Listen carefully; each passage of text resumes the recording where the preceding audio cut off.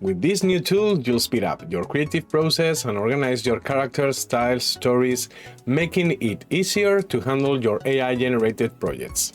This is Canvas from Rendernet, and I'll show you how to use it next. Let's go! We are going to hoop onto Rendernet, and instead of heading to Studio like I've shown you in previous videos, we'll go to Canvas. This will give us access to our projects where you can create your characters consistently, as you can see here. Or even save images created in the same style, controlling poses like you can see in this example where I use Grand Theft Auto style. Let's check it out with a practical example where we'll create an elf in different scenes in a World of Warcraft cinematic style, keeping control over her face and pose. The prompt I used is based on one I posted a few days ago on X, and you can find the link in the video description if you want to try it out.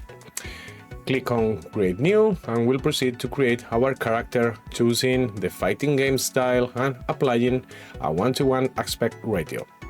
We'll tweak the prompt a bit for a frontal view and select the image with a right click and apply face lock. This ensures that the face stays consistent in the rest of the creations. Now, let's modify the prompt a bit to make it a mid-shot, adjust the colors and set a 16:9 aspect ratio. Click on Generate and wait for our results. Right-click and select ControlNet so that the poses remain consistent throughout the generations, and you can play around with the prompt to change colors, backgrounds, skies, whatever. As you can see, the possibilities are endless. I think this style is one of my favorites. Look at the level of detail and consistency, even though we are tweaking some aspects of the prompt.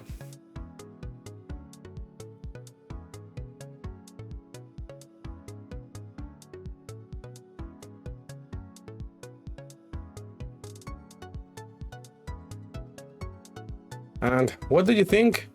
Do you have any projects in mind where you'll use this workflow? Let me know in the comments. Bye bye, guys.